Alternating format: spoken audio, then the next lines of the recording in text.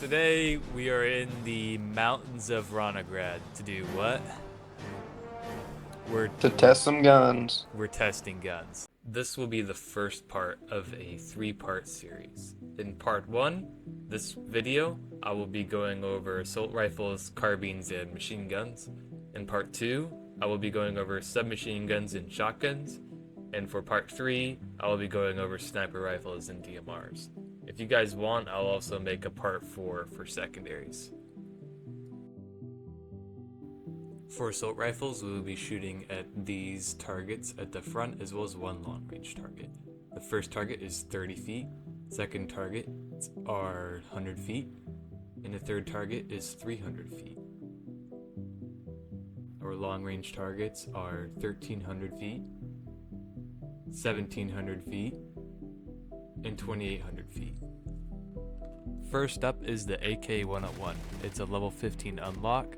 It costs $2,150 and it shoots 5.56. Notable things about it when I was shooting it, and I've actually used this rifle quite a bit. It has a nice torso boost, not as much as you would see with like a M16 or a C7 or even a STGW 90. But it has a surprising amount of recoil for 5.56, more recoil than the 7.62 AKs and the 5.45 AKs, except the Krinkov, which we'll get to later. It has a bunch of recoil. Accuracy is alright, it's not the greatest, it's also not the worst. And overall, it's not a bad gun, but I mean, it's a lot of recoil for the damages that you're getting. It is worth noting that because it's 5.56, you get to use the same ammo as your M4 buddies. So that's pretty nice. Next is the AK-103. It's a level 12 unlock, but it costs $3,750. It's chambered in the classic 7.62x39, and boy is it a heavy hitter. It has a quite substantial headshot boost at 116 headshot damage. This makes a huge difference in open world. As I've mentioned before on this channel, the reason why I love this gun so much is you can one-shot the helmet NPCs at the lesser compounds like Pushkino or Kozlovka. The helmets on the NPCs at like Fort Ronograd and Naval are a little bit stronger, so you still have to shoot those twice, but it does make a huge difference for those smaller compounds. And it's funny because this gun actually has less recoil than the 5.56 gun I just showed you. Recoil actually stands somewhere in the middle. Even among the 5.45 AKs, it's not bad. Definitely more than an M4, but with that damage boost, I mean, you're getting almost battle rifle levels of performance with a lot less of the weight. Next is the AK-74. It's chambered in 5.45. $50. I don't think that's right. And level 4. Wow, this is a pretty easy gun to unlock, but that's for a reason. It's not particularly good on any of its statistics. It can have good recoil if you build it out like really heavy, but the stats are mid, comparable to the M4, and at that point you could just use the M4 and get less recoil, and then also get a little bit more customization, and then also get round compatibility with pretty much everyone else who uses the M4, since that is the most popular weapon in the game, to my knowledge, apart from maybe the M110. So most guns in BRM share the same long-range accuracy, or MOA, as their category peers. Basically what that means is no gun is going to be more accurate than another gun, but I will try to point out like trends in bullet drop or rotational recoil, which may impact your accuracy, even though it's the recoil of the weapon that's impacting your accuracy, not so much the barrel itself. Costing $2,850 is the AK-105. It's a level 47 unlock, and it's basically just a CQB variant of the AK-74. They have very similar stats, though I do think the AK-105 has a slightly shorter barrel. And the variant I tested has a different chassis or upper than the regular AK-105. It's just a little bit fancier. There is a lower unlock AK-105, and I don't really see a reason to buy either of these in the first place, because you can just put a short barrel on the AK-74 and have the AK-105 for cheaper. I'm not sure why you would go with this over a M4, because M4 has better fire rate and recoil control, but it does look pretty good, especially with the upgraded chassis. It's kind of fun to use because you get green tracers and you get to stand out a little bit from the crowd, but other than that, there's not a huge practical reason for using one. Next is everyone's favorite, the starter gun, the M16A2. Level 0 unlock, of course, and it comes with your account when you first play the game. Even as someone who understands the burst function and what it's used for, it is very annoying in a video game, especially when there's a lot of recoil and the rate of fire of the burst is not very fast at all. Now you might be tempted to say, well, of course it has a lot of recoil. It's pushing a 20 torso damage boost. Well, you get that same exact performance with the M16A4, and that also comes with better optics mounting and a better handguard, so you can mount grips, flashlights, etc. As well as you can just switch over to a battle rifle, which shockingly has less recoil than this M16. I heard some people say that the weight of the gun is kind of what determines the recoil, not so much grips and muzzle devices, but I can definitely say that, at least with how I had this M16 set up, it had a bunch of recoil for what it is. Costing $1,200 and with a level 16 unlock is the C7. It's basically just a full auto M16, but we come again to the problem where we cannot change the handguard, but there is pretty decent handguard mounting anyways that just goes around the handguard, or actually you can strap like a Picatinny to the bottom if you want to use a bipod for some reason, which I don't know why you would, because the recoil on this gun is very manageable. While the lack of customization is very annoying, if you like the M4, do give this a try. It shoots the exact same, but it has that 20 or so torso damage boost, which you might come to appreciate. If you're level 32 or higher, you need to ignore everything I just said and instead focus on this gun.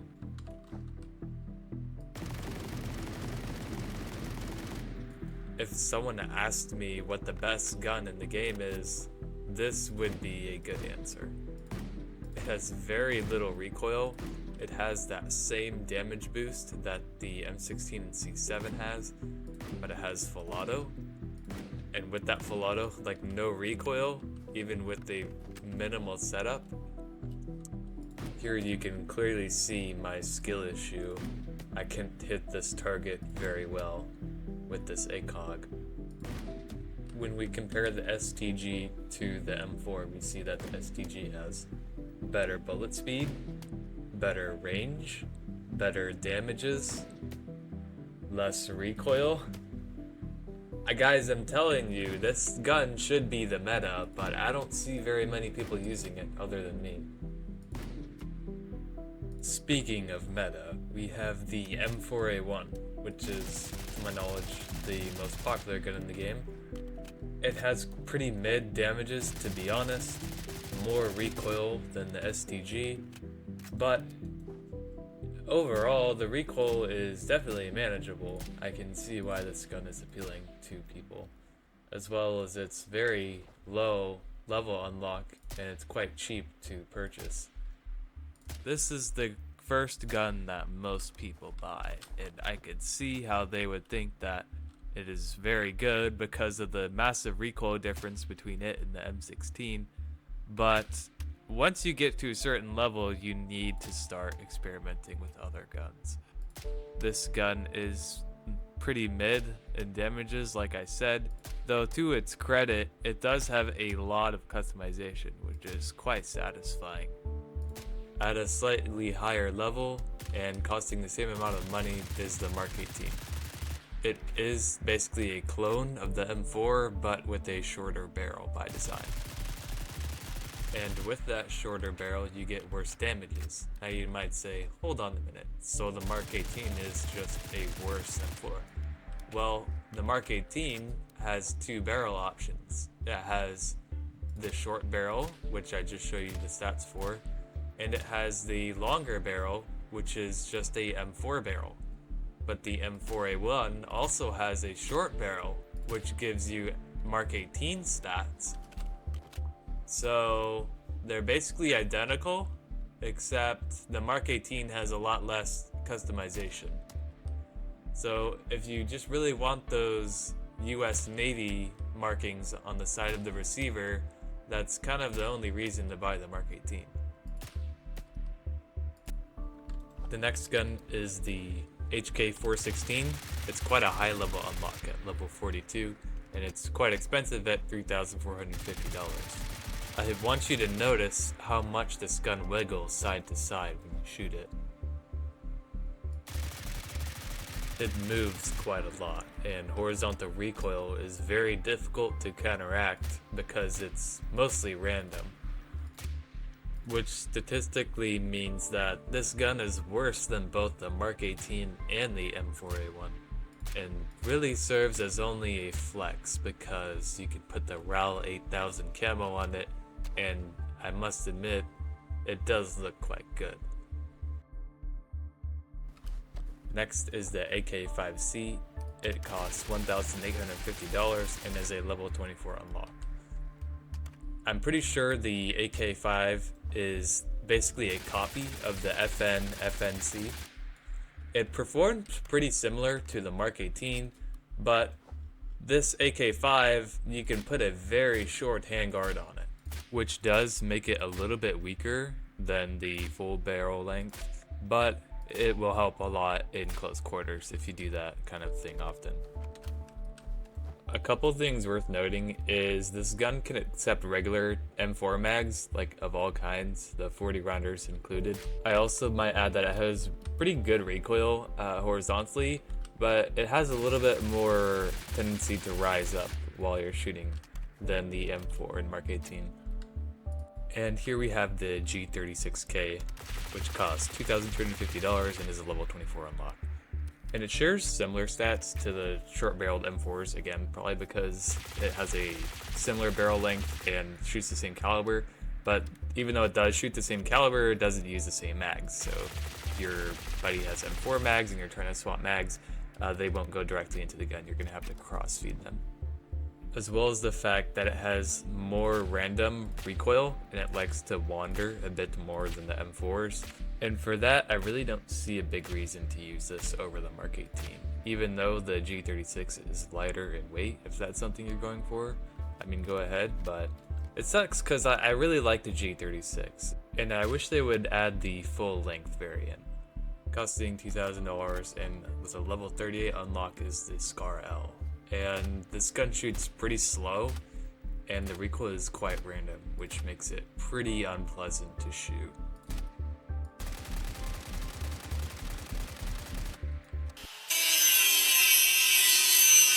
If you really want a Scar, just go with the Scar H. You'll get better damages and just a better gun overall. This gun I would kind of stay away from. It's a lot of money for what it is. It's pretty much just a downgrade from the M4 series. I would move up to the FAMAS F1, which costs $2,500 and is a level 27 unlock. It has the same damages as like an M16 or a C7, but it has a lot higher fire rate, but with that comes pretty unpredictable recoil. With the video on the left, it goes side to side, and on the video on the right, it kind of just goes up once and then just stays in the middle. Another thing that's pretty annoying about this gun is it only takes 25 round magazines, and you can't put M4 magazines in it. Also, the gun has a burst mode, which you'll randomly get stuck on, which is quite annoying. And in close quarters, you'll miss headshots because the sight is so far above the barrel that when you're aiming at their head, it's actually pointed more towards their chest area. Next is the AUG A3. It's a level 25 unlock and costs $3,500. It has very up and down recoil, very predictable recoil compared to the FAMAS, and it has the same damages, though it does have less fire rate, so your time to kill is going to be a little bit longer. The AUG shares similar stats to the C7, but the AUG uses its own magazine, so you can't use regular M4 mags. But to the AUG's advantage, it's a little bit shorter thanks to it being a bullpup design, which of course makes it a little bit easier to go CQB with it. Next is the L85A2. It costs $2,500 and is a level 14 unlock. It's pretty easy to think that this gun is really good because it has that torso damage boost that the long barrel 5.56 guns have, and it also has very low recoil, but you should pay attention to it weighing almost 10 pounds dry and the very long reload time compared to the other guns because you have to tap the other side of it for some reason. And also there's a pretty big muzzle flash, which you can't put a suppressor on this gun to hide it. Now personally, I don't have an issue with muzzle flash in this game, but some people find it really annoying. Now we have the ASVAL. It costs $1,750 and it's a level 65 unlock, so highest unlock gun so far. And with good reason, because this gun has a huge learning curve if you plan to use it in open world. It has extremely short range, a very low bullet speed, and a good boost in damages though. And you can see the recoil is pretty nice too. It shoots extremely fast though. So think of this gun more of an SMG, kind of like disguised as a rifle when you look at it. You can even notice how slowly these bullets are reaching the target. There's a good delay there. And speaking of reaching the target, we were not able to reach the target whatsoever at 1,300 feet, which all the rifles before clearly had been able to. So we have a gun with very low recoil, high damage, but can only use in close quarters. So this sounds like a really good gun for PvP, or to use on very close quarters compounds like maybe mountain radar, but other than that, I don't see a good reason to use this gun. On to the SR3 MP, which costs $2,500 and it's a level 34 unlock. It's basically just a ASVAL with more compromised stats, and you can run it without a suppressor if you just hate suppressors for some reason. They're pretty much identical, but the SR3 is just weaker. Moving on. This is the STGW 90's weaker little brother. It costs $2,750 and it's a level 32 unlock. I don't really like this gun because it drops more than 20 damage just to be a little bit more compact and CTB orientated, and it has more recoil than the full length variant, which is doing more damage. So if you want less recoil, more damage, just use the normal one. Don't use this one, sorry. And unfortunately, it's the same case with the AK-74U. It has worse damages and a lot worse recoil than the regular AK. And I just don't see a reason to use it. There's other SMGs out there that do a much better job in damages and recoil, and that weighs less. But I kind of like how this gun's wood furniture is. It gives it a nice classy appeal. But other than that, yeah, I'm sorry, this gun's not good. Moving over to the machine guns, which there's only 3 of. $9,500 gets you a PKM at level 22, which is crazy because this is by far the best LMG in the game. Very good damages. It has a lot of recoil, most in its class, And I should also say, if you're going to be using the PKM, you're going to need some kind of vehicle with you to store a lot of ammo boxes, because even though the boxes are the same size as the SAW ammo boxes, each only holds 100 compared to the SAW's boxes holding 200 each. So you'll burn through ammo quite quickly if you're trigger happy. But it does so much damage to where it's kind of equal the way they nerfed it, with the ammo being less. Still very worth it, still the best machine gun. Sorry, SAW users.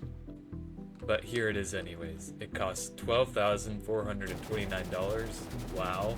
It's a level 18 unlock. Also, wow, I had no idea that machine guns were unlocked this early. Damages are basically M16 damages, and the recoil is less than the PKM. Not that much less, but it is less.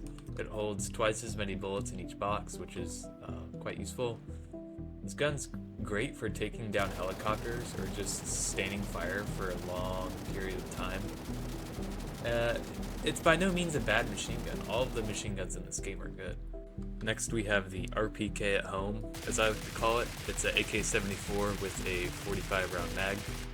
It's the cheapest machine gun by far, by a factor of almost 10, but it's also the weakest. But it's also able to fit a suppressor, the only machine gun able to fit a suppressor. And it's extremely light. It has very, very good recoil, which means you can just beam headshots with this thing. And it's only level 4 unlock. I think this gun is extremely underrated. I don't know why people run the RPK at home. It's extremely useful. And the mags aren't that much bigger than regular mags, proportionately so.